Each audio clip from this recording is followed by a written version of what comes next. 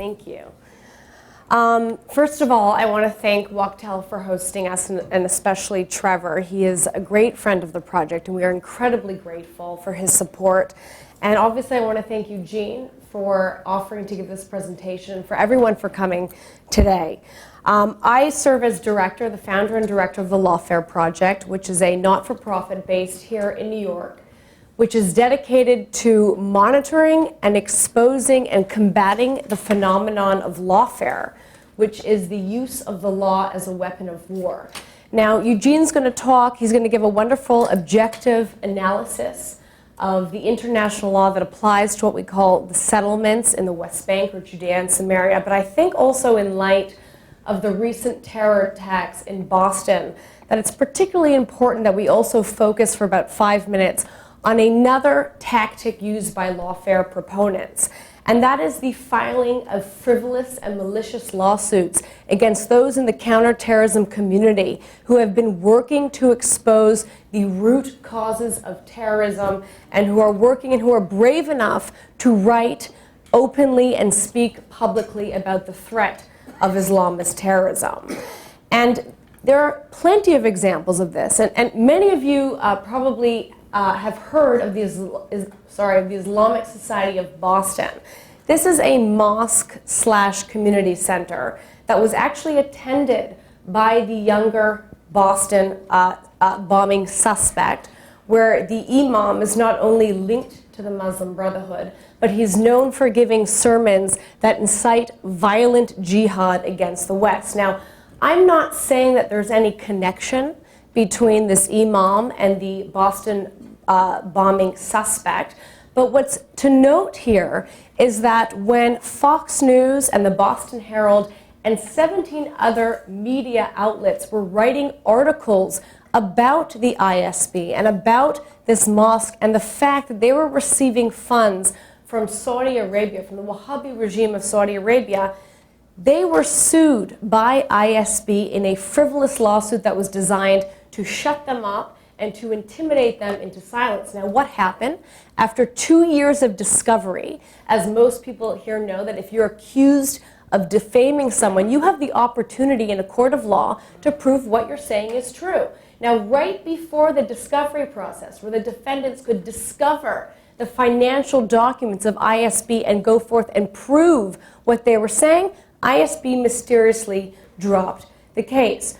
We have, for example, ICNA, the Islamic Circle of North America, which has physical ties with Hamas, which is a designated terrorist group in this country. It has financial ties to the Muslim Brotherhood, had a family fun day targeting children in Texas, where they arranged for children and their families to come to a Six Flags park.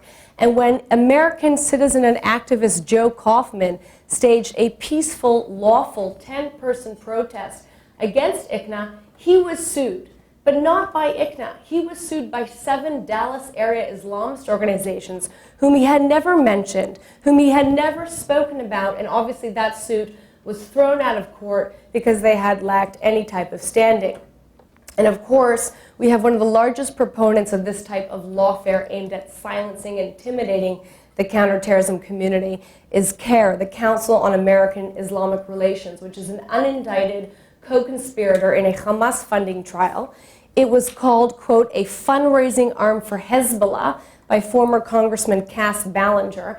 And of course, Cass Ballinger was sued by CAIR after he spoke to the media about the Council on American Islamic Relations, and the judge threw that out of court because obviously the congressman was acting within his public duties. Now, even though most of these lawfare lawsuits fail, the defendants still lose in time and money spent defending their rights, and it has created a chilling effect within this society. There is a lack of discussion about the root causes of terrorism. There's a fear of being called Islamophobic if you talk about Islamist terrorism, and that results in complacency. We're all very surprised that this happened in Boston, when in reality we should all be very thankful that this is the first time since 9/11 that we had a successful attack. And, well, not thankful for the attack, obviously, but thankful that nothing has happened before. And we're all in a state of confusion. What is terrorism? Most people, after 9/11, you walk downtown, take a survey, ask 10 people how to define terrorism. I guarantee the majority of those people will not be able to define the word terrorism. Our president, for example, said terrorism is when anybody blows up bombs in a public place. Unfortunately, that's not an accurate description of the crime of terrorism. And why is that? It is because there is a coordinated effort, both on the international level and here within the United States, to create this confusion. For example, last year, Congressman Peter King held the first of a series of hearings in Congress about homegrown radicalization. Peter King put Somali parents on the stand who testified with tears in their eyes about how their American-born Somali children were being targeted within our borders by Al-Qaeda. They were being radicalized, they were being recruited, they were being flown across the border to Pakistan and to Afghanistan. They were being trained abroad.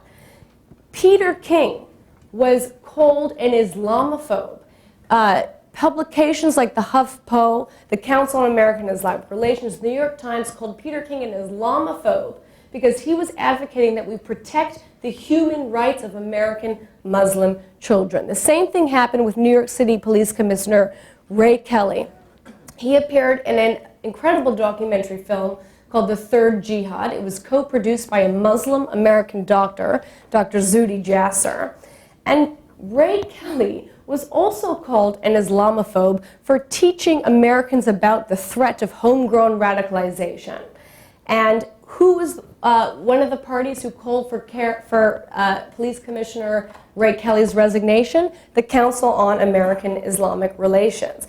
In the meantime, the Lawfare Project is the only organization that has exposed the fact that Hezbollah and Hamas are both unlawfully currently airing their television programs within the United States and Canada. And we have an internship program. One of our interns, Ina, are you here? Can you stand up? While doing research for the Lawfare Project, she is the one who discovered that Hezbollah and Hamas were brazenly advocating through a company called Nilesat IPTV that they're broadcasting their television shows within this country, and yet the counterterrorism community has been raising awareness about this, and the Attorney General's office hasn't done anything. Homeland Security hasn't done anything.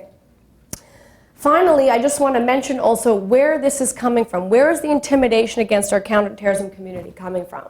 Well, every year for the past 12 years, the United Nations Human Rights Council has passed a resolution that attempts to outlaw what they call the defamation of religion in international customary law. One of these resolutions, UN Human Rights Council Resolution 719, is a particularly Orwellian document. Not only does it attempt to make criticism of religion illegal, but it also says that thinking thoughts, ideas that are deemed xenophobic, should also be a violation of international law. Now, one of the more recent Human Rights Council resolutions is 1618, which follows this long line of attempts to criminalize the defamation of religion. And it criticizes the negative projection of religion, and it targets specifically the counterterrorism community, talking about Islamist terrorism in the media. Now, who was the co-sponsor of this UN Human Rights Council resolution? The United States. This past December, Secretary of State Hillary Clinton had a 2-day closed-door meeting with the head of the Organization of the Islamic Cooperation, which is a 57-member voting bloc at the United Nations General Assembly. Afterwards, the meeting was closed to the media. Afterwards, they came out and announced the implementation of this resolution. What has followed? Seasoned FBI officials have been fired because their presentations are deemed Islamophobic. The words jihad and Islam have been redacted from all U.S. counterterrorism training manuals. And then you have something like Fort Hood, where it is classified as workplace violence and not terrorism. And obviously the biggest victims of this are the families of the victims at Fort Hood, because they were denied the ability to recover for damages under the terrorism statute. And of course, what was not entered into evidence was the fact that Major Nidal Hassan's bank account was emptied by his brother and the funds were given to Hamas, a designated terrorist group. This was not entered into evidence in the case because it was not a trial of terrorism. And we now have CARE and ISNA, the Islamic Society of North America, which are both Muslim Brotherhood affiliates. The Muslim Brotherhood, as you know, birthed Al-Qaeda, birthed Hamas, advising our government on what counterterrorism policies we should pursue within our borders. Now, the Lawfare Project is committed to seriously examining and exposing these issues, amongst others.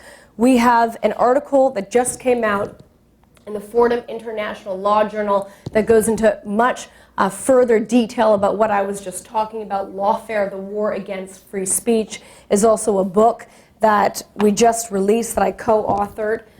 It's available here for sale. It's $10. And it's the reason why we wrote it, and I was born in Canada, and I'll end with this, is as a Canadian, I came here to the United States to practice law because I have a deep respect for the American Constitution, but I was extremely troubled when almost every month I would get a phone call or two from members of the media or from American citizens asking me if blasphemy was a crime in this country, if you could write and speak publicly about militant Islam and terrorism and its sources of financing. And so we wrote a book that basically examines what your protections are under the First Amendment. You don't have to be a lawyer to understand it, and I highly recommend anyone in here who's interested about the subject to pick it up.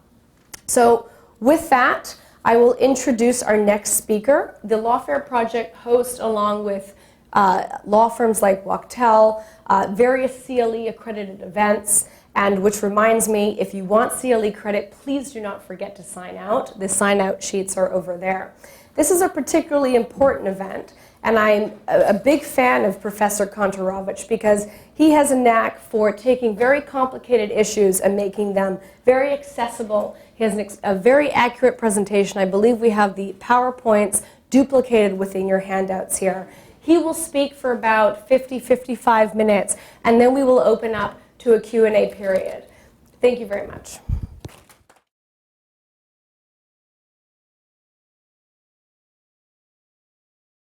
Thank you all for being here today and for taking time out for lunch to learn about this important subject. Let me frame the scope of our discussion today. We are talking about the legality under international law of the Jewish presence in the West Bank and the Jewish civilian communities known as settlements in the West Bank and Golan Heights. The mainstream view amongst international lawyers, reflected in the press, is quite easily described. It's that Israel has no right to be in these areas in any way, and that all Jewish civilian presence in these communities is a war crime. And this view is repeated without much analysis incessantly in the media. Any mention of Israeli settlements in the West Bank will be accompanied in the news with the qualification, which are illegal under international law. Israeli settlements which are illegal under international law. Notably, none of these references suggest that there could be some settlements that are legal, other settlements that are illegal, that it might be a fact-specific inquiry. Rather, the generally accepted view is that there is a blanket prohibition on Jewish civilian presence in parts of in the West Bank. And that's the view which I'm going to discuss today.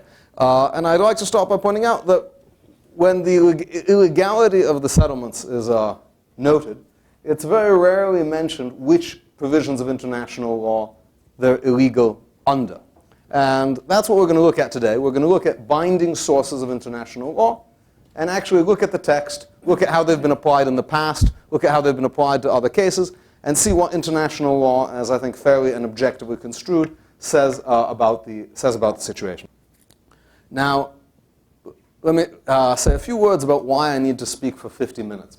Because I could do a 1-minute version of this, in which I would rattle off a train of United Nations resolutions, Security Council resolutions, General Assembly resolutions, in particular General Assembly resolutions, Human Rights Commission resolutions, a very impressive sounding list of resolutions, which all quite squarely conclude, in accordance with the mainstream view I just mentioned, that Israel's presence in these territories and the civilian presence there of Jews is entirely illegal. And this might be impressive because, after all, the General Assembly is international, and they're making legal claims. So isn't that international law?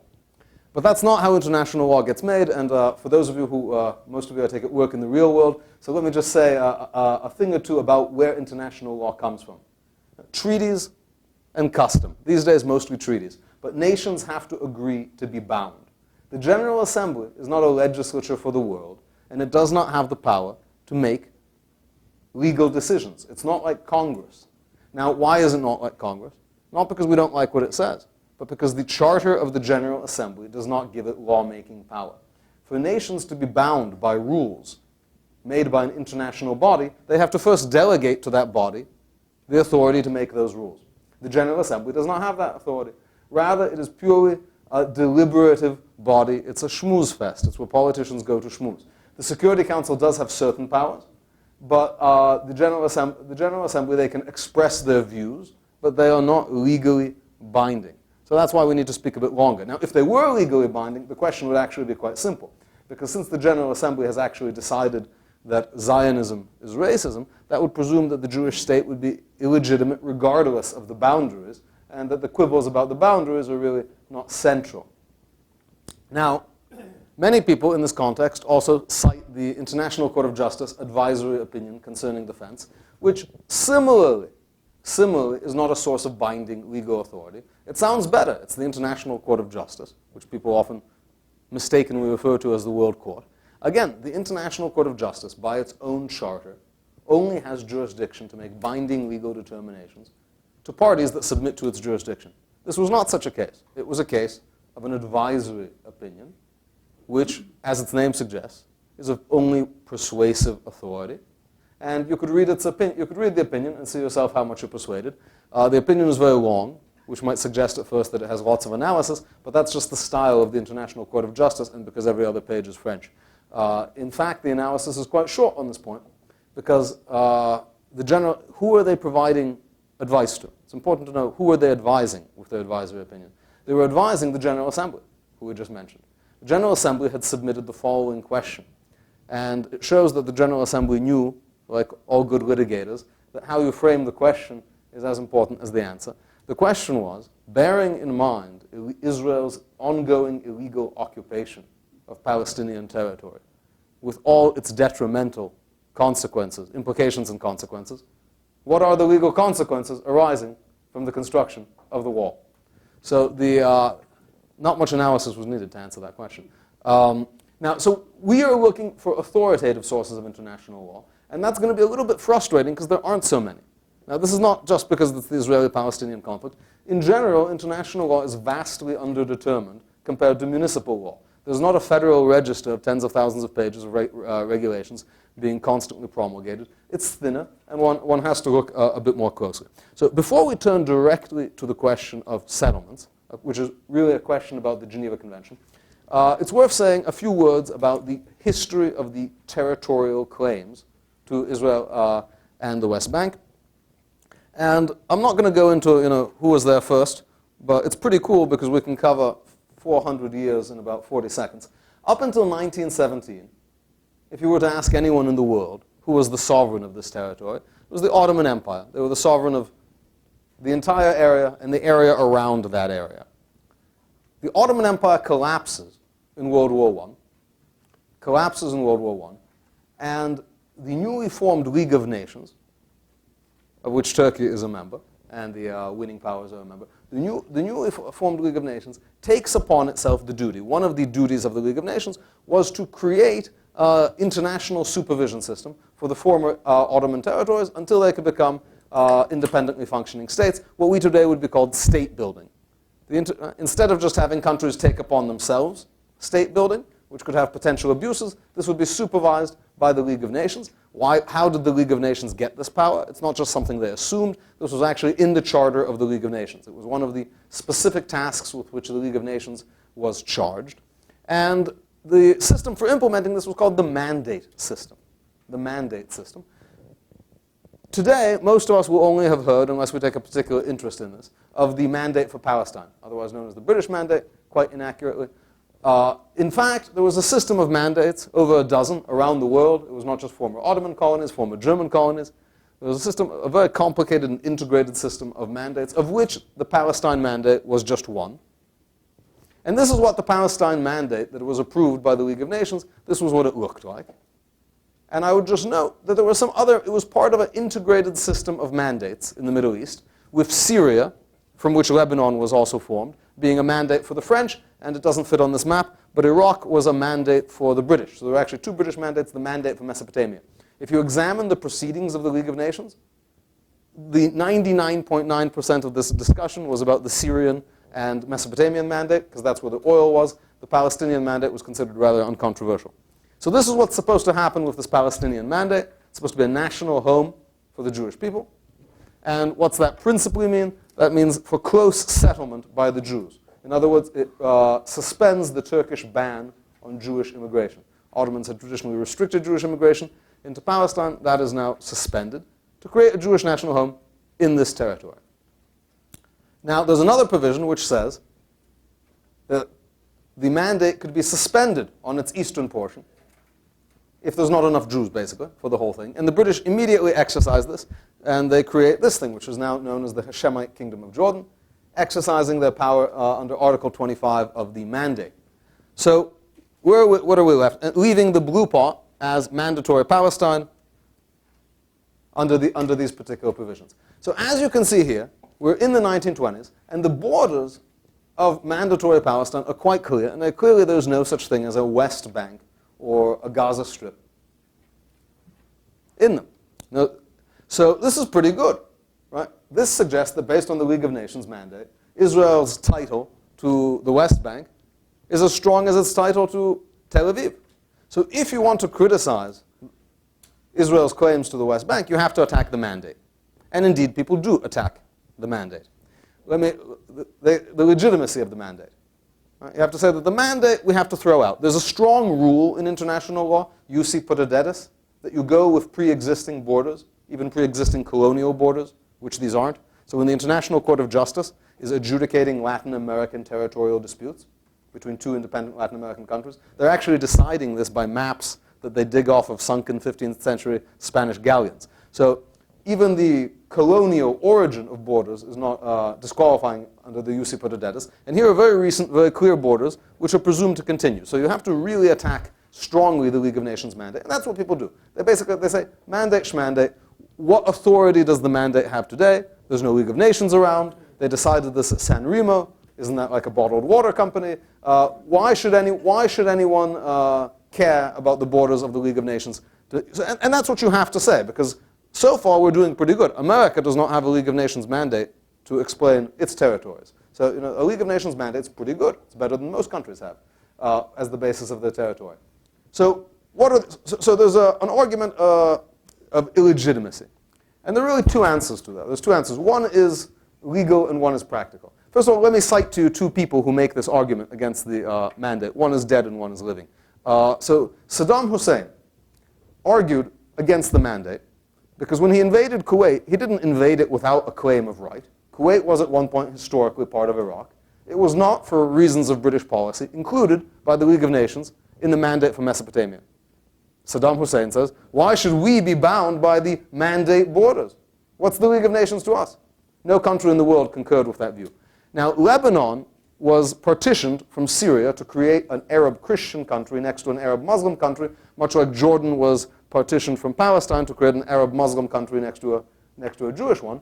And if you look at the map on President Assad's wall today, there's no Lebanon, because this was a decision of the mandatory, later ratified by the League of Nations itself. But Assad says, why should I be governed by mandate boundaries, by decisions of the mandatory? What's the mandate to me? And indeed, under this pretext, Syria occupied Lebanon for several decades. No country in the world agrees with this view. So if you're actually arguing against mandatory boundaries, the impact goes far beyond this little issue with the West Bank. It actually calls into question, if the mandatory boundaries are invalid, it calls into question the borders of Turkey, Syria, Lebanon, Israel, Egypt, Saudi Arabia, Iran, everything. Every border in the Middle East is the product of the mandate. So you need a very kind of a form of special pleading calling into question the mandate for Palestine, but not the mandate system in general. That's a little bit awkward. But also the mandates are not an anachronistic thing just because the League of Nations is not around. Indeed, the United Nations directly inherited the existing mandates that were not terminated. The United Nations took over. They rebranded them as the Trusteeship Council, like they rebranded many things. They changed the Permanent International Court of Justice to the International Court of Justice and so forth, but they took over those. And indeed, the United States was itself a mandatory power, a trustee of several now independent countries well into the 1990s, and Article 80 sub 1 of the UN Charter specifically validates the legitimacy of mandates issued by the League of Nations. So this is not something that we have abrogated, that we've grown past. Mandates are very much recognized by present international law. So this is pretty good as a start for boundaries. Now, of course, Britain announces that it is not going to stick around until the completion of the mandate after World War II. It's tired and wants to go home. And it's clear that this will result in war, and the United Nations famously proposes the partition plan. What is the status of the General Assembly partition plan for Israel? So its status, obviously, is recommendatory. That is to say, they held hearings. They said, this is what we think is fair. We are the new United Nations. We have a lot of legitimacy. And under the basic principles of international law, if all the sovereign parties had agreed, it would be binding. Sovereigns can bind themselves. They can waive their rights. But clearly the General Assembly does not have, and did not purport to have, the power to draw sovereign boundaries, abrogate mandates, and so forth. So this was many people mistakenly think that the General Assembly, with its partition plan, created Israel or authorized Israel. It's really far from the case. They actually offered Israel half the territory remaining under the mandate, and had all the relevant parties agreed, that actually would have been the borders today, but indeed it's not. So finally, as a result of the War of Independence, this is the first time we see these boundaries emerge of the Green Line, the West Bank, what's now called occupied Palestinian territory.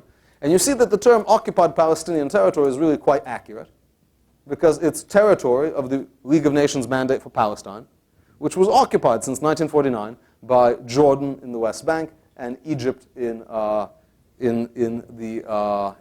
Gaza Strip. So this is the first time these borders appear on the map. And I want to stress a few things about these borders. As you can see, they do not coincide with any previous demographic, topographic, linguistic, political, administrative, or territorial boundaries. They are simply the furthest extent of combined Arab arms in their attempt to prevent the creation of a Jewish state in mandatory Palestine. Right? Egypt invades from one side, Jordan, Iraq, and some other countries invade from the other side, and they have a Molotov-Ribbentrop type goal of meeting somewhere in the middle and dividing the territory along a yet-to-be-agreed-on formula. Right? Their goal, prevent the creation of a Jewish state. This is how far they were successful. And so we see, 1949 to 1967, this territory is occupied by Jordan in the West Bank and Egypt in Gaza, two totally different countries. How many UN resolutions were there condemning the occupation of Palestine 1949 to 1967? So I think it's obvious that there was zero, but what I found maybe surprising, there wasn't even a proposed resolution that failed. It was really not an issue. Not an issue. So what can we see from this map? So Jordan is occupying these territories. These are often called the 1967 borders. The 1967 borders.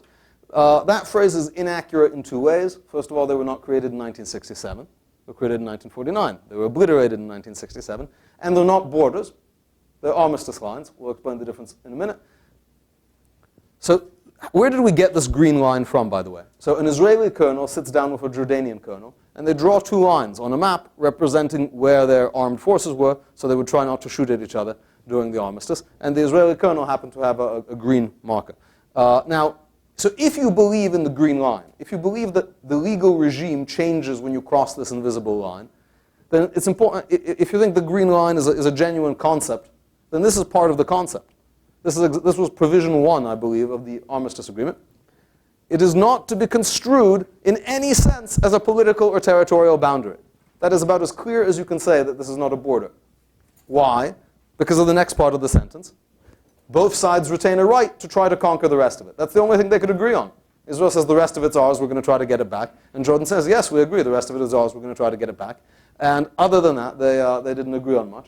So imagine a little asterisk next to the green line. And under the asterisk is this sentence: not to be construed as a territorial political boundary. So it's not 1967, and it's not a border. Other than that, it's a pretty accurate description, 1967 borders.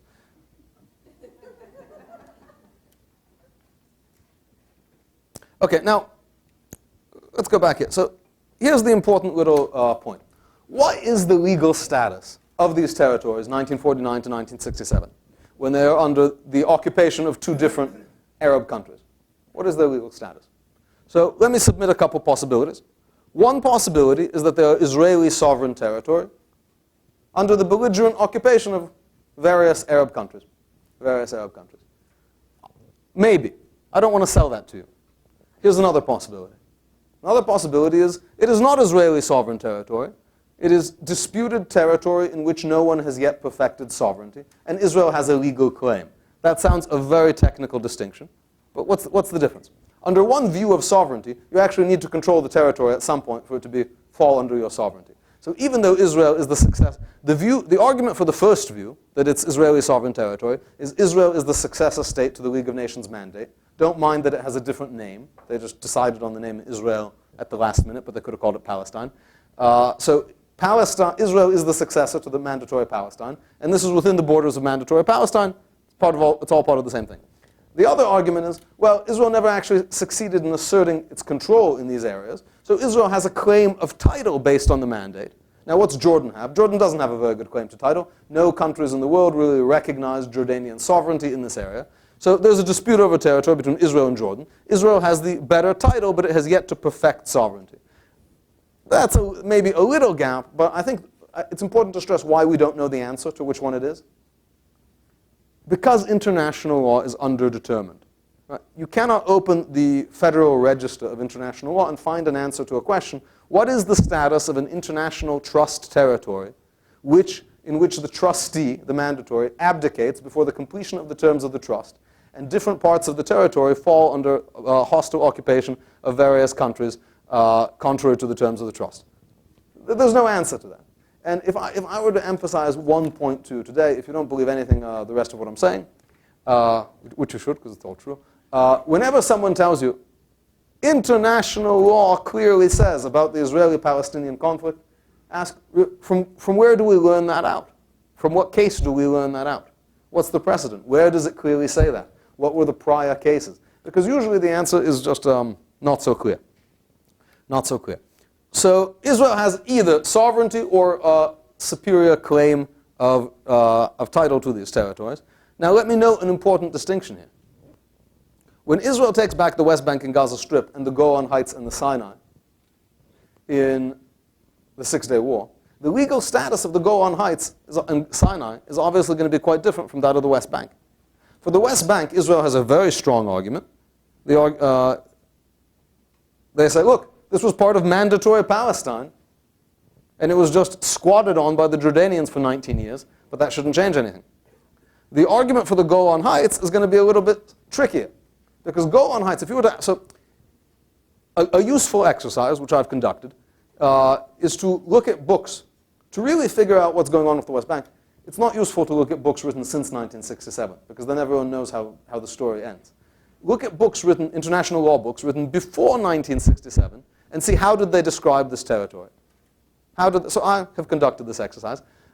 Generally, nobody says it's Jordanian territory. Nobody says it's Palestinian territory. And actually, nobody says it's Israeli territory either. It would be odd to say it's Israeli territory because Israel's not there. What do they say? They say it's disputed territory. It's one of these post-war messes, like the Kashmir and Korea. Those are the two analogies invariably used. Kashmir and Korea. Because remember, both Koreas claim the entire peninsula, so one of them is illegally occupying the other, but it's hard, you don't know which one. So those were the comparisons that were made. If you asked anyone in 1967, who's the Golan Heights belong to? They'd say Syria, of course. Who's the Sinai Peninsula? Egypt. This was uncontroversial. So Israel's claim to these territories must depend on some other principle, and that principle would have to be defensive conquest. Defensive conquest. This is weaker than the League of Nations mandate. Why? Because we know that the League of Nations mandate exists and has not been abrogated. We don't know whether defensive conquest exists. Now, if you ask most international lawyers, is there such a thing as, can you conquer territory by force? For sure, the answer is no. Why? Because aggression is made illegal under Article 2 of the UN Charter. You cannot use aggression against other states. So if you're not allowed to attack other countries, of course you can't keep what you gain in these attacks. It goes without saying. Right? If you can't steal, presumably you can't keep what you steal. But does the UN Charter rule out all uses of force? No. Self-defense is an inherent right. And the Six-Day War was universally at the time thought of as a defensive war. So if the ban on conquest is a corollary on the principle against aggression, if the war is not an aggressive one but a defensive one, then it seems the corollary wouldn't follow. Now, the consensus today of the international community, a consensus which only emerged after 1967, needless to say, is no, defensive conquests also are illegal. Now, again, this is the only defensive conquest we've actually seen under the UN Charter, the arguable defensive conquest. So there's not a lot of precedent here. But it's quite clear. Now, why is it clear? Well, because you can't tell the difference between aggression and self-defense. So we're worried that countries will commit aggression, call it self-defense, as a pretext for conquest. That's the argument. It's a policy argument. It's not a precedential argument. It's not written down anywhere. It's a pure policy argument. As a policy argument, it seems singularly weak.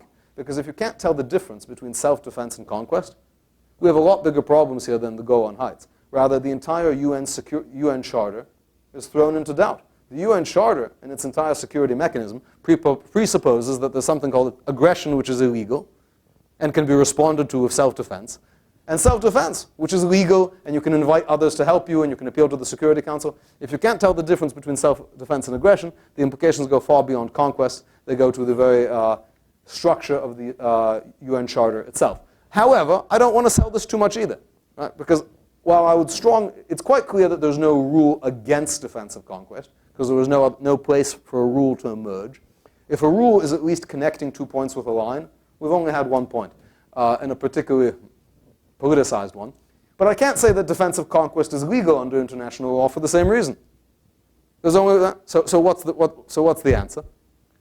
There is no clear rule of international law. Now, there is a rule of international law, believe it or not, about what to do when there is no rule. So international law actually has a meta-rule about situations in which there's no rule, which is one of the most fundamental rules of international law because it's very common that there's no rule. And that meta-rule, known as the Lotus Principle, says that unless there is a clear prohibitory rule, it's okay. And because there is such a rule in international law because international law frequently does not have rules to address particular situations. Needless to say, but I think it's fair to say that Israel's legal claim to the Golan Heights is weaker than its legal claim to the West Bank, which has going for it both defensive conquest and the League of Nations mandate. Now, it's interesting that you hear much more about the West Bank than about the Golan Heights, which suggests that maybe international law is not necessarily driving these claims. Okay, what can we see about Israel's presence in the West Bank? One point I want to stress. Whatever one thinks of the two-state solution, and let's assume, along with the Israeli government, that it's a great idea, to say that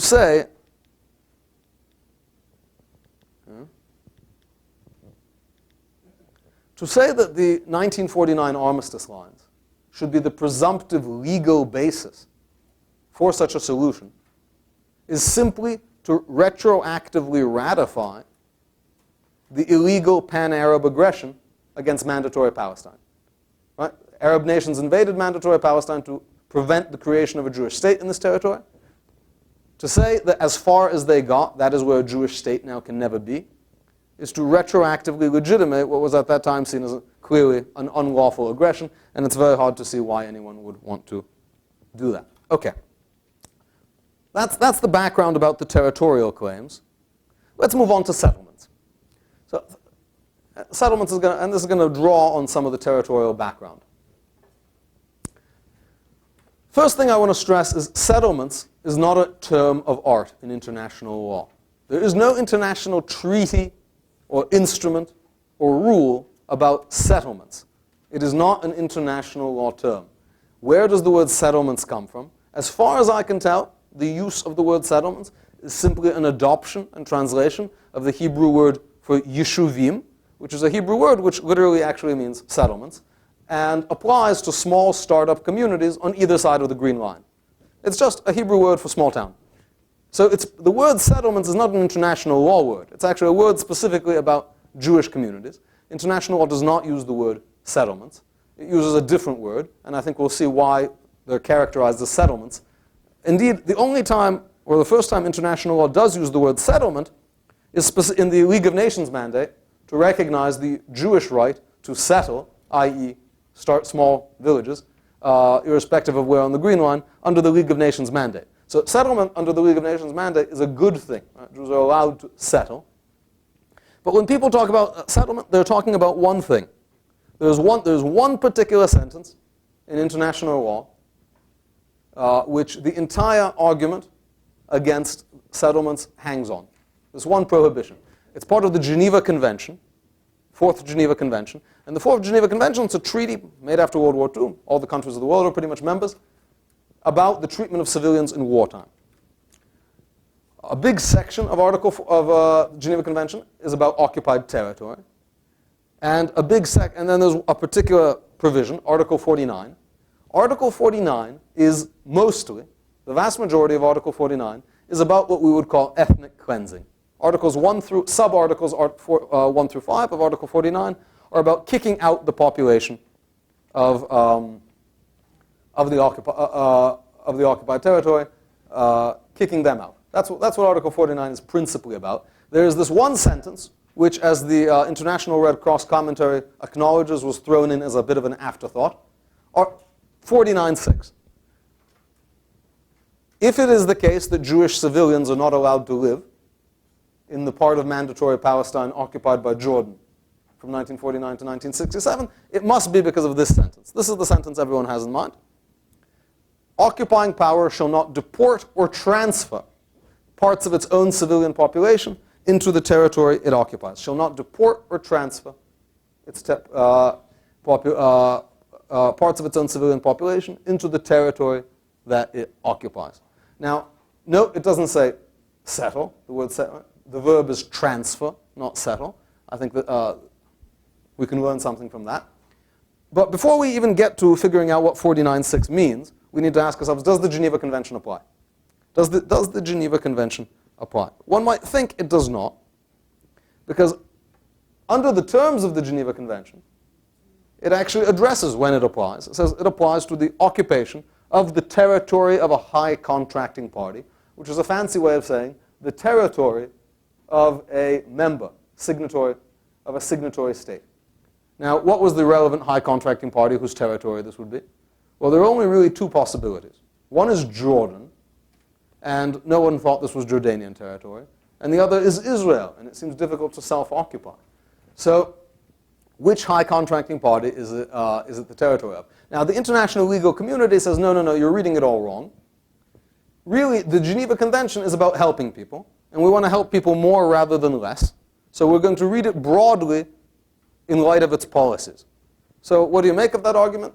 It's like any argument about reading something broadly in light of its policies. It's rather an acknowledgement that you're not reading it narrowly in light of its text.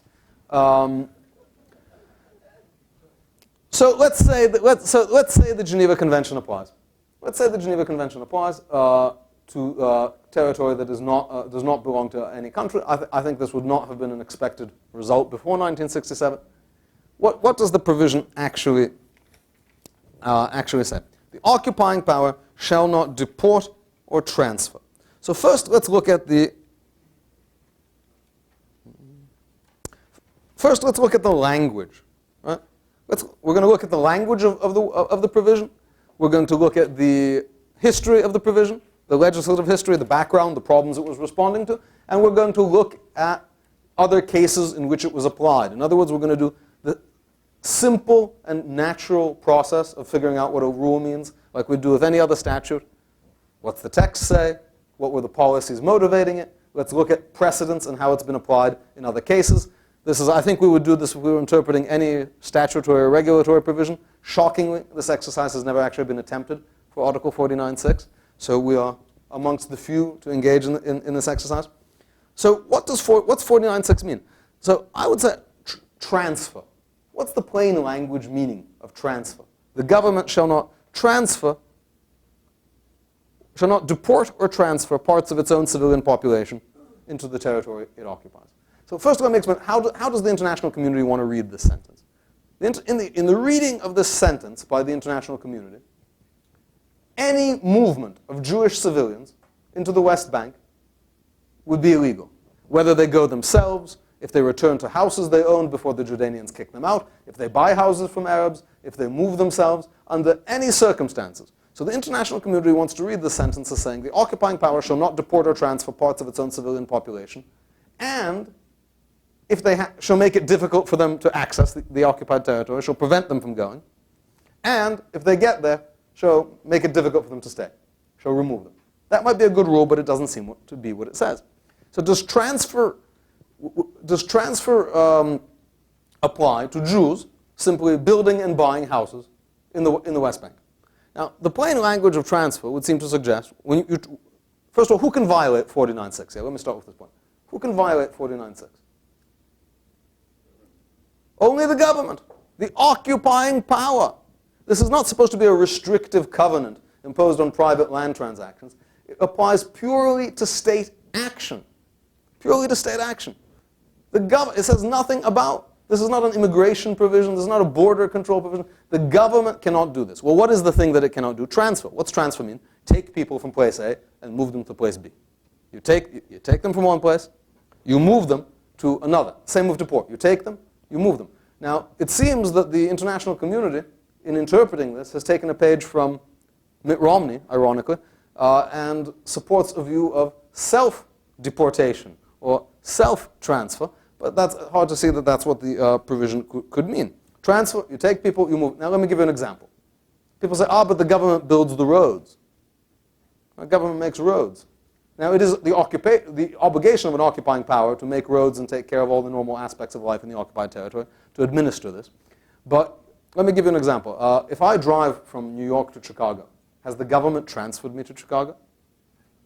It's built the roads, it's provided the police, right, so I don't get, bushwhacked on the way, provided security, very nice highway, originally created for security purposes, right? With so many analogies, the interstate highway system. It would be ridiculous to say that because the government has a highway, that it has transferred me. Right? What about the fact if I'm in New York and I buy a house in Chicago and the government's giving me a home mortgage discount, a home mortgage tax credit? Has the government transferred me to Chicago? It would be a very unusual use of the word transfer. Very unusual. Now, 1/3 of the population of the West Bank, maybe, a third, a half, has been Jewish population, was born there. Were they transferred? They were delivered. Again, this takes extreme liberties with the word transfer. Now, let me demonstrate this textual point by reference to some parallel provisions. There's a very big argument about 49.6. So let me show you some parallel provisions. This is not the only place in which the Geneva Convention uses the word transfer. Right? So if I was a lawyer, which I'm not, and I wanted to know what a word meant in a treaty, I would look at how it's used elsewhere in the treaty. Remarkably, this exercise has never been undertaken by international lawyers. It's never been done. Take a look. Transfer in Article 5. Protected persons shall not be transferred to a power which is not a party to the convention. In no circumstance shall a protected person be transferred to a country where he or she may have reason to fear prosecution. Article 127. The transfer of internees, excuse the spelling, the transfer of internees. Protected persons shall not be transferred. In all these cases, it's clear it refers to concerted, coordinated, organized government action. The government's taking these internees and moving them, not the government allowing them to go somewhere. In no circumstance shall a protected person be transferred to a country where he or she may have reason to fear persecution. Are we to understand that to mean that a protected person is not allowed to go somewhere where they would fear persecution? Then they wouldn't be going there in the first place. So transfer refers to organized, if not forcible, then at least centralized government action of actually taking people and actually moving them from place A to place B. That's clearly how it is used every other time in the Geneva Convention. And frankly, I said that the international consensus is against what I'm saying, but maybe on some level the international community agrees with me. Subsequent to the entire debate over what transfer under the Geneva Conventions mean, the International Criminal Court statute was adopted. And the International Criminal Court statute, it defines various crimes, genocide, and so forth. One of the crimes in the International Criminal Court statute is war crimes. Now, for war crimes, they don't just make up a new definition of war crimes. They rather incorporate, they simply cut and paste the definition of war crimes from the various Geneva Conventions. Right? You have a perfectly good Geneva Conventions, everyone agrees to them, so let's just cut and paste. And they cut and paste Geneva Conventions 3 and 4 into Article 8 of the International Criminal Court Charter. They make just one change in the entire corpus of war crimes, at the suggestion specifically of Arab countries, and this is why Israel did not sign the charter. They changed the provision corresponding to 49.6 to the transfer directly or indirectly. Ah, now we're getting somewhere. That's exactly what 49.6 doesn't say. Maybe, if it said that, it would be a little closer to the international community's reading.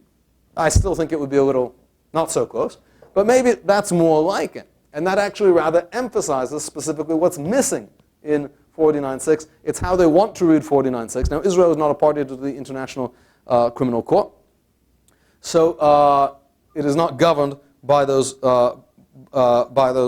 provisions.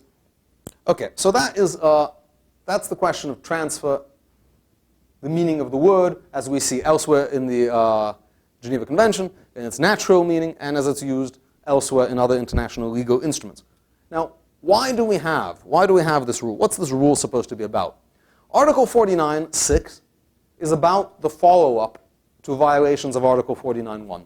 That is to say, as the drafting convention made clear, and as the International Red Cross commentary further notes, 49.6, the entire Article 49 was in response to German colonization practices in Ukraine and Poland.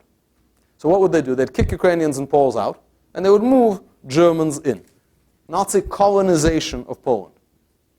Now, the first question to ask is it possible, colonize is the term used by the International Red Cross commentary, can a people colonize an area which the League of Nations has reserved for settlement by them based on their historic connection to it? You colonize places to which you don't have a historic connection. I think that's almost the definition of colonialism. So can you colonize a place to which you have a historic connection? Okay. What was wrong with it? So what was the characteristic of these German settlements? That the transfers worsened the economic situation of the native population and endangered their separate existence as a race. This is the ICRC commentary. And that's a crucial point. That is to say, the point of these was to change the demographic composition of the target population. And that's why it was done in a company with it was done together with kicking them out. It's very hard to do this if you're not also kicking out the people at the time. The goal was to change the demographics of the area. Now, Israel has never had such a goal. All the settlers in the West Bank are at most 20% of the population. And indeed, if anything, the Palestinians have flourished as a separate race since 1967, having, for example, being recognized as a separate people for the first time. Now, here's the important point that arises in the Red Cross commentaries. Again, forgive the spelling error. So they say the following thing. The Red Cross points out that if you look at Article 49.6, it just says transfers. And if you look at Article 49.1, it says individual or mass forcible transfers. And what the Red Cross is saying, because it doesn't use the word forcible in Article 49.6, it does not refer to gunpoint transfers. Okay. What people want to make with this one particular observation by the International Red Cross is that it thus applies, they create a false dichotomy. They say, since it doesn't apply to gun to the head, since it's not just about gun to the head transfers, it applies to any transfers. It applies to any movement of individuals. Now, the opposite of gun to the head in the world of state action is not voluntary private movement. It's ordinary, not gun to the head state action, like when a country engages in a project in which it organizes and coordinates an activity. That is to say, consider Article 45. Right? Article 45 did not have the word forcible in it. But clearly it refers to organized, coordinated, picking up and moving. And while these things don't have to be forcible, they still have to be actual transfers by the government.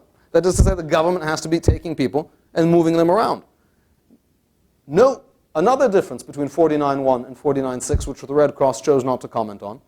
Clause 1 of Article 49 says individual or mass forcible transfers. When it comes to kicking people out, you can't even kick out one person. But when it comes to moving people in, it says the occupying power shall not deport or transfer parts of its own civilian population. In other words, it does not speak about the movement of individuals of their own accord into the occupied territory. Now, why would you make such a distinction? Well, as a policy matter, why distinguish between, why adopt? What would be the reason to distinguish between organized government-coordinated action and movement of people based on their own preferences and desires? The reason is really scale and effect. Actions by the government are going to be larger, quicker, and much more dramatic than various uncoordinated actions of private individuals. Now, let me say another word about the German example. It was clearly a response to German colonization. And one useful thing to know, if you're wondering, well, what did they have in mind? What was German colonization like? What was German colonization like? Again, this is not a question which international legal scholars have asked, much to my surprise. If you want to know what they had in mind, what does transfer mean, and you know the paradigmatic case were German transfers, what were these transfers like? So let me tell you what they were not like. Germany did not take out an ad, German individuals, there was no German Gush Eminim. There was no German private settlement movement that said, hey guys, let's go settle the, I guess not hilltops, but the fields of Poland. And the German government said, okay, we won't get in the way. Rather, the German government picked certain groups of Germans from various places, rounded them up into kind of central camps, gave them various tests to figure out who was the most German, picked amongst those, gave them classes in Polish agriculture and how to farm the lands that they were going to, trained them in particular for these purposes, and then, yes, put them on a train and took them to those places. They put them on a train and took them to those places. That's what the German transfer looked like. It wasn't some German guys buying some houses from some Polish guys. It wasn't some German guys moving into houses the Polish guys had run away from. The German government taking them, concentrating them, and then putting them in particular places. Let me give you a particular example which I think is very telling. Again, this has never been discussed in the international literature. You're hearing some cutting-edge stuff. Consider the difference between the commentary on the ICRC commentary and all the commentary on the Geneva Convention. So this was about the colonization of Poland, Ukraine, German colonization efforts. That's what it was a response to. Were those the only places that Germans moved to? No. After the German conquest of Europe, some Germans moved to Paris because it's a nice place. Some Germans moved to Prague because it's a nice place. Germans moved to all sorts of places under German occupation.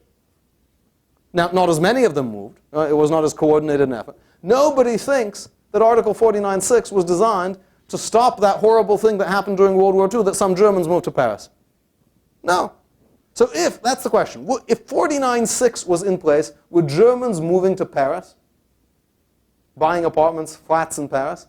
Would that have been a violation? No one, after 1949, thought that that was what Article 49.6 was about. So the distinction, clearly, no one said that Article 49.6 was a response to Germans moving into occupied territory. No, it was a response to the German colonization program in Poland and Ukraine. That's a vastly important distinction, it seems, and people who talk about this generally know very little about the German colonization program of Poland and the Ukraine. So that's the history, and the history seems to map very poorly onto the use of 49.6 as a general prohibition on nationals of the occupying power entering the occupied territory.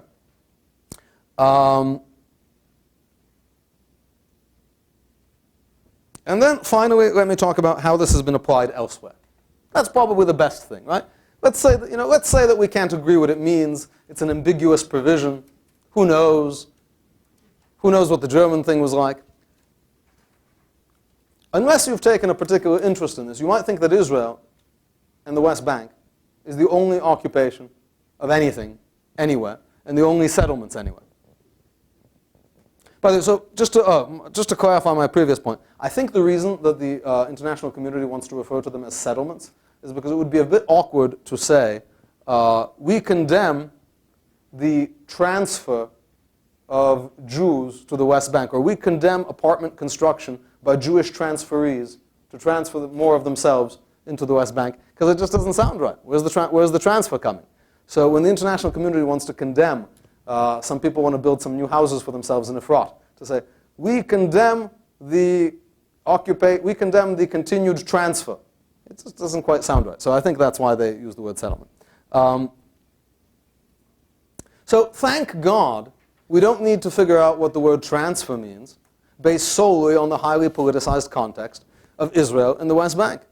Thank God there have been many other arguable cases of transfer of civilian populations into occupied territory. And we can learn from them. This is a research project, by the way, which it's an ongoing research project of mine. It's going to hopefully result in a long article or a book. I received some great assistance on this from the great Dana Bruska, an associate at Wachtell, who was a former student of mine. So it turns out there's a ton of these, and I've organized them in a particularly interesting way. So the first few are transfers into an occupied territory which previously had no sovereign. So that is a very close analog to our current situation. So Indonesia, when it conquered East Timor, there was no sovereign in East Timor. It was very similar. It had been a Dutch colony. The Dutch bug out. It's supposed to gain independence. It never does. Indonesia conquers it. Same with Morocco and West Sahara. West Sahara was supposed to become an independent country when Spain left, but the Moroccans conquer it before that could happen. Let me just tell you an interesting fact about the Indonesian settlement program in East Timor. It was massive. And it's exactly what a settlement program would look like. They took Balinese farmers. Balinese is the majority Indonesian ethnicity. And in Indonesia is a big multi-ethnic empire, basically. And they had a long-standing policy of moving their people around to islands with different ethnicities. And when they conquered East Timor, they continued to apply this Balinization process. They would take Balinese farmers. They would take them to a camp. They would teach them how to farm in East Timor. They would give them some money, and then they would take them on a boat and actually move them to East Timor. What did the international community say?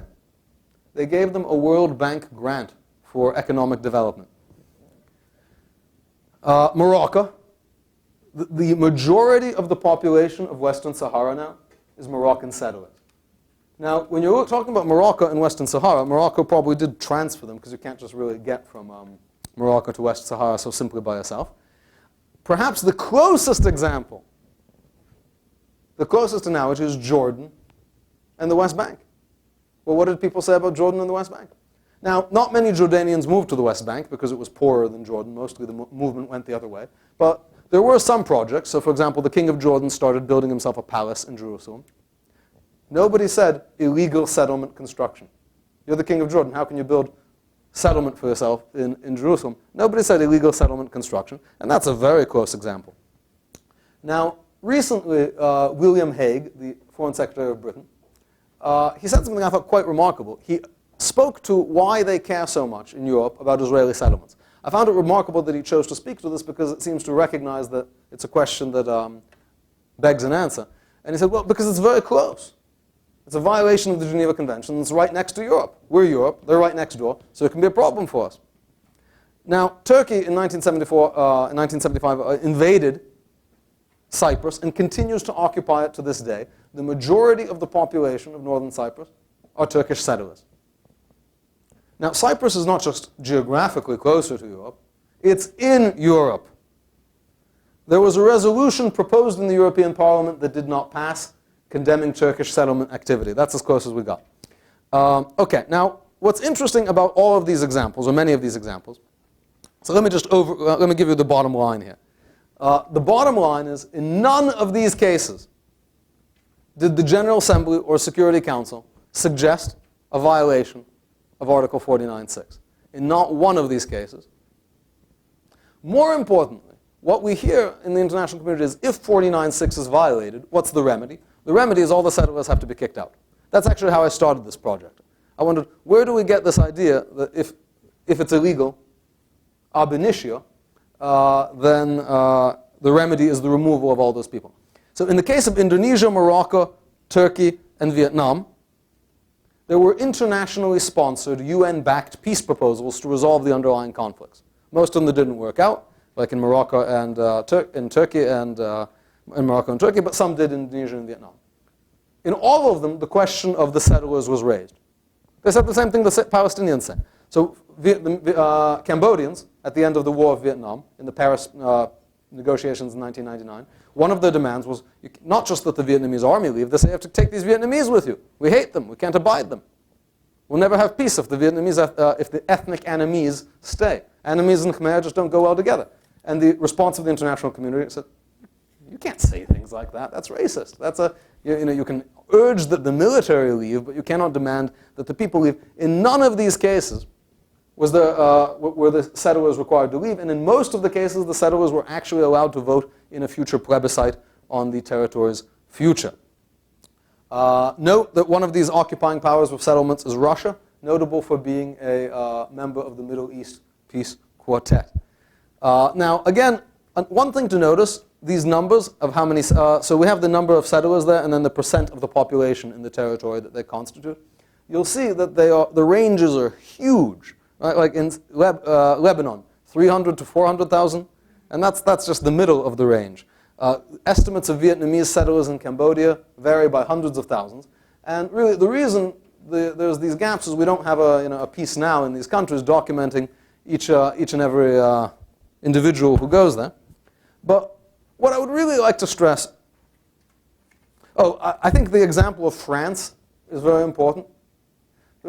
France was one of the winning powers of World War II. Were central in drafting the Geneva Conventions. And we're actually drafting the Geneva Conventions. Everyone knew that the winning powers were actually going to take some German territory and Italian territory, and they were very concerned that their actions not be illegal. And they asked some questions like, surely this doesn't mean like our occupation of Germany? No, that kind of stuff is okay. It doesn't apply to all occupations. That was the answer. And France exploited and controlled the Saar, a very wealthy area of Germany, well into the 50s. No one suggested there was any Geneva Convention issues. Okay, finally, what I would say is, I want to object basically. If you take nothing away from this, I think the word settlements is not useful.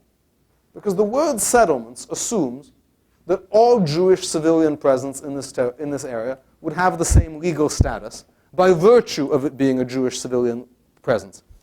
If there are violations of international law here, it is because, maybe, perhaps, and I wouldn't argue in certain cases, certain actions of the Israeli government would be said to amount to transfer. This is strong. You could, for example, argue that when they take Russian immigrants and send them to places in the West Bank, maybe that was transfer. But it is impossible to speak of the legality of settlements overall. Right? The settlements are not a legal entity. The prohibition is on the movement of people. Some people could be transferred, other people could be not. It's actually a very fact-specific situation. But no one is actually interested in this. And the point I'll leave off, which I think illustrates how no one is really trying to look at Article 49.6 when they construe this. What's the worst kind of settlement? Worst kind of settlement is an illegal settlement. What's an illegal settlement? An illegal settlement is one which has been built without the permission of the Israeli government. Now, it's important to note almost all of the controversial settlements started as illegal settlements. Hebron, Shiloh, Ophrah, the most controversial settlements did not start by Israel saying to people, this would be a good place for you to settle. Rather, people went there, they settled, the army came and kicked them out. They came back, army kicked them out, they came back, army kicked them out. Finally, the army said, we're going to go do something else now. Now, how that would be a transfer is hard to understand. But there are still wildcat settlements, which have not been subsequently ratified by the Israeli government. And those are considered the worst settlements, the outposts. Right? Because people there are weird and they're pretty far right. So it would seem if there was any settlement that would be legal under international law, it would by definition be the ones that are illegal under Israeli law. So the illegal settlements, everyone should love the illegal settlements. When these kids go up on the hill and build a little camp, what's the Geneva Convention have to do with it? The illegal settlements should be the legal ones. Now nobody makes that claim. There's no international lawyer that says, yes, the settlements are illegal except for the illegal ones which are legal. which again suggests that this is not about transfer, but rather about the Jewish presence in this area under any terms. Okay, thank you, and I eagerly await your questions.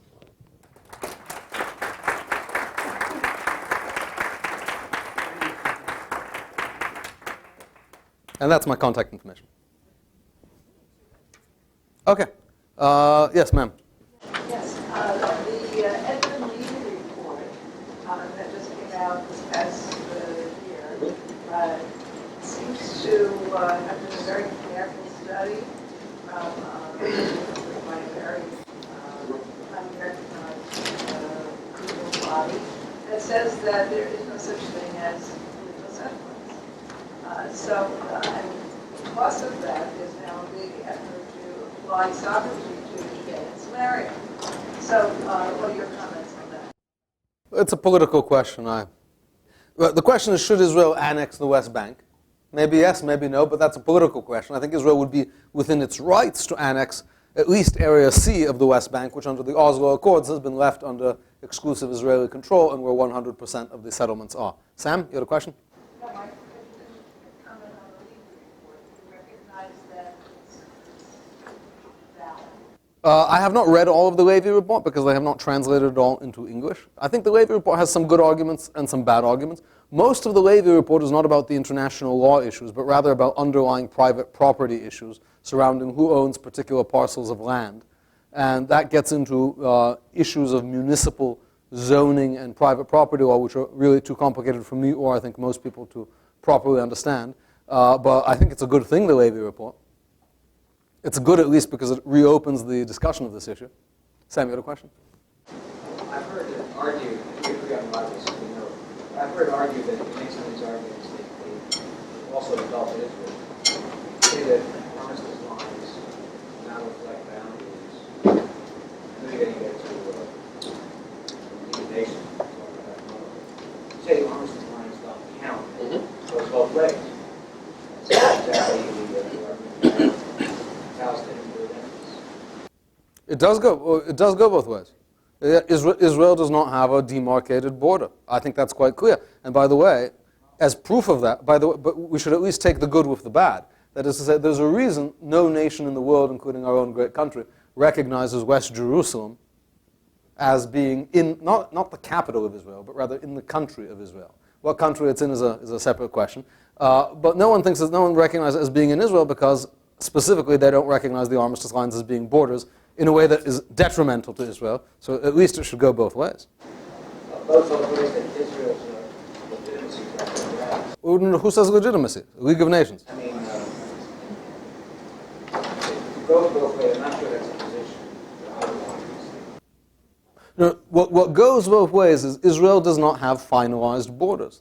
By the way, many countries don't have finalized borders. India doesn't have finalized borders. Pakistan doesn't have finalized borders. One difference is that Israel's a very small nation across the world. You can see that. Oh, wait, no. I take back what I said. Wait, hold on. Yeah, the question is, like, if the Armistice Agreement is not supposed to be a border, then doesn't that mean that Israel doesn't have a border? Now, Israel does not have a border, but the important modification to this, Sam, that I should add, this is an Armistice Agreement between Israel and Jordan and Israel and Egypt. Subsequently, Israel and Jordan have signed a treaty recognizing the Jordan River as the border between them. So this point from the Armistice Agreement would be superseded by the Israel-Jordanian agreement. And so Israel does have a border which is somewhere between the river and the sea, and it remains to be determined where. But its border with Jordan is clearly now the Jordan River. That is to say, the point of this provision here is that Jordan can demand the rest of it. Jordan has since waived those rights. Yes, sir. Now, what impact, if any, does I know you mentioned the General Assembly is advisory only, but as you know, last November, the General Assembly voted to recognize the Palestinians' claim to statehood, at least as a non-member observer state status. And so now there are speculations that Palestinians will at some point approach the International Criminal Court or other bodies to declare Israel's presence on their state land in violation of international law. So how would you... Okay, General Assembly resolution and ICC jurisdiction. First of all, I would refer you to tomorrow on the National Review website, I'll have a short article about that, ICC jurisdiction over Israel regarding the General Assembly resolution, and I have a much longer academic treatment of this available on the Social Science Research Network, an article which I recently wrote. So the General Assembly recognized Palestine as a state. And Sam, this relates directly to your question. It did not determine the borders of Palestine. So even assuming that the International Criminal Court accepts the General Assembly's finding that Palestine is a state, because Israel is not a member of the ICC, Palestine can only refer crimes that were committed on the territory of Palestine. Now, what is the territory of Palestine? We don't know. It's undetermined. And all of the settlements in particular are in the disputed portion, which under the Oslo Accords, Palestine has agreed to Israeli exclusive criminal sovereignty in Area C, where all the settlements are. The notion of the ICC is that it has a delegated jurisdiction, that countries have a territorial jurisdiction and they pass that on to the ICC.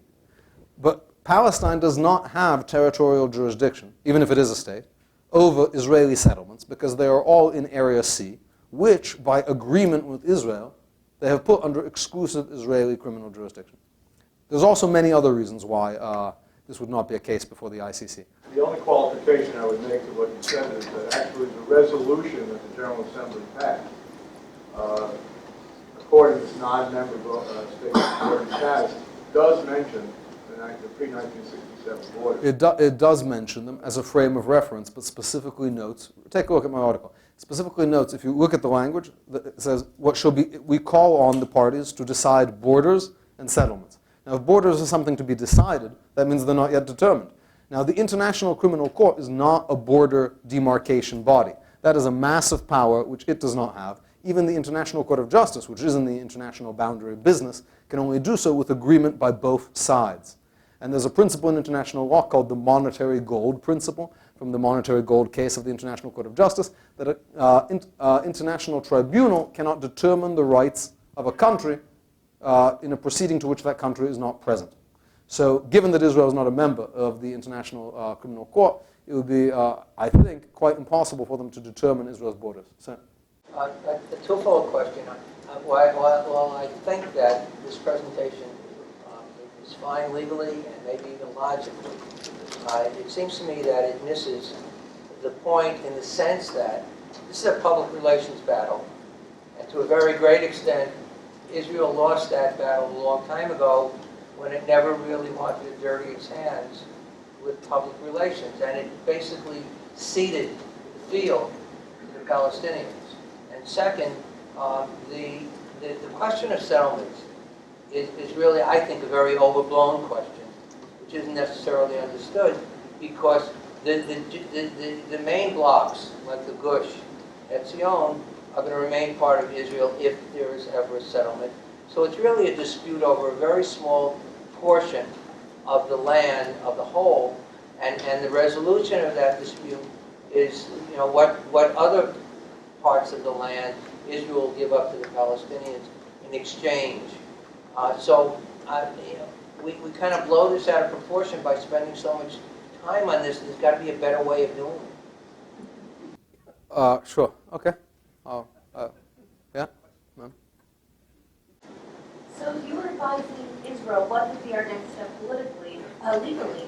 What should we do? You've now become our legal advisor. Well, first of all, they should be saying these things that I'm saying. There's reasons they're not, but it's impossible, by the way, it's absolutely impossible for a democracy to compete with an autocratic state in public relations, because the first basic thing of public relations is to have a message and stay on your message. But if you have a different prime minister every 2 years and many ministers and two Jews, three opinions, that's going to be hard to do. So legally, I would actively assert these kinds. My pet idea, if anybody wants to be involved in this, I think the best way Israel could underscore the point about the International Criminal Court and weaken the dialogue about settlements. I think the most shocking thing is Israel is trembling at the prospect of International Criminal Court litigation, because it would be awkward and embarrassing, they think. And where did Abbas announce his plan to take Israel to the International Criminal Court. Where did he have his press conference? In Ankara, standing next to the Turkish president, who was responsible for maintaining settlements in a member of the European Union.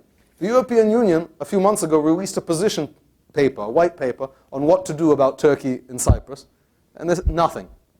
Nothing. Because, you know, these guys are very Islamic and they take offense easy, and we don't want to cause a stir. That's exactly what they said. We don't want to upset the Turkish government. If I were Israel, I would get our new friends in Cyprus. Here's what I would say. I would say 5 years of gas for free if you refer Turkey to the International Criminal Court. And if Turkey would be referred to the International Criminal Court, it would turn out that 49.6 only means when you actually take the people and pick them up and move them over. And that would become very clear. And Turkey would be articulating this most clearly. And Europe would be articulating this, and no, those aren't settlements. That is to say, what is the key characteristic of a rule of law? Trevor spoke about the rule of law. Rule of law is a general principle which is applied to unknown future cases. Here you have a rule of law that's only applied to one known past case and kept separate from the main body of law. I would try, for example, the Olympics are going to be in Sumy, in Georgia, which is very close to Abkhazia, where Russia is building settlements. You can go onto, no, there's no peace now. I have to research this myself, which is very annoying. But you can go onto Russian newspapers and they say, you know, recently vacated houses in Abkhazia, on the Black Sea. So if I was Israel, and they don't want to piss off Russia for a lot of good reasons, but I would say, you know, it's going to get publicity because of the Olympics. I would say, well, you know, this is 50 miles from Russian settlements. Those were some of the things I would do. Trevor. Yeah. I have two quick questions. The one is, can you comment on the Israeli Supreme Court's statements that I think they essentially say that the Geneva Conventions do apply. Do they acknowledge that Israel, that the West Bank is occupied territory in so doing? Can you comment on that? And the other, real quickly, if you know, I think the U.S. used to have a firm position that they didn't regard settlement activity as illegal, but if prudent and impolitic and don't do it, but not illegal. Is that still their current position? Okay, so as regards to the latter point, U.S. position has varied like about 5 times. So you know, there are memos from the State Department from 1968 saying we would regard this as illegal. Under Jimmy Carter, State Department quite clearly said it was illegal. Under Ronald Reagan, they said it was legal. George Bush, in the famous Bush letter, recognizing facts on the ground, implicitly acknowledges their legality. Now the term is illegitimate. I have no idea what that means. So the position of the United States has varied considerably.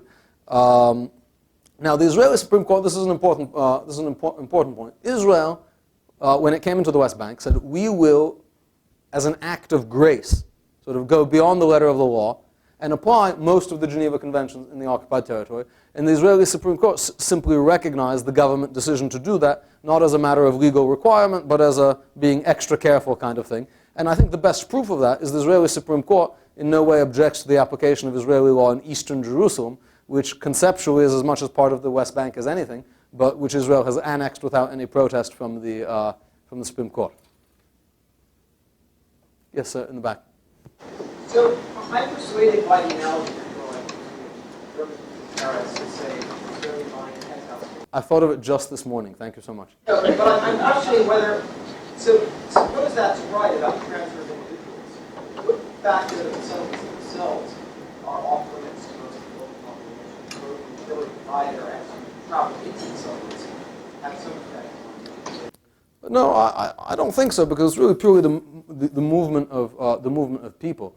The off-limitsness of the settlements, I mean, they're not off-limits. Palestinians go there for work, etc. Under the Oslo Accords, Israel and Palestine basically agreed to put each other areas off-limits to each other. So this is a combination of the Oslo Accords and post-Intifada security restrictions. But for example, in eastern Jerusalem, there are plenty of Palestinians, and they come and go. And Jews are not allowed into Ramallah either. And this is a result of security. But in Israel, this is considered a legitimate, there are Arab villages and there are Jewish villages. And the associational freedom is thought to protect this kind of thing. We had a question. Yeah, you had a question, sir? Yes. Under international law, is there a definition of occupied territory? No. I mean, the definition of occupied territory is the territory of a high contracting power. What makes it occupied? It's when foreign armed forces are in it. That is to say, if the West Bank was the territory of a high contracting power, Israel's presence would be an occupation. Occupation is when an army comes in, yes, until peace is made. Arguably, by the way, even if it was an occupation, the Oslo Accords end the occupation, because occupation only lasts until some other system is set up in place, and Oslo is clearly another system. Yeah? Could you explain the different ones between international law and customary international law? Customary international law is one of the sources of international law. Customary international law basically states that the rule is like this. The meta rule is countries can only be bound by their consent. If there's a universal practice that countries engage in with a sense of legal obligation, not just because it's convenient or out of force of habit, that could become evidence that they're actually adhering to a rule. Now, custom used to be much more common because it was hard for everyone to get together and sign treaties.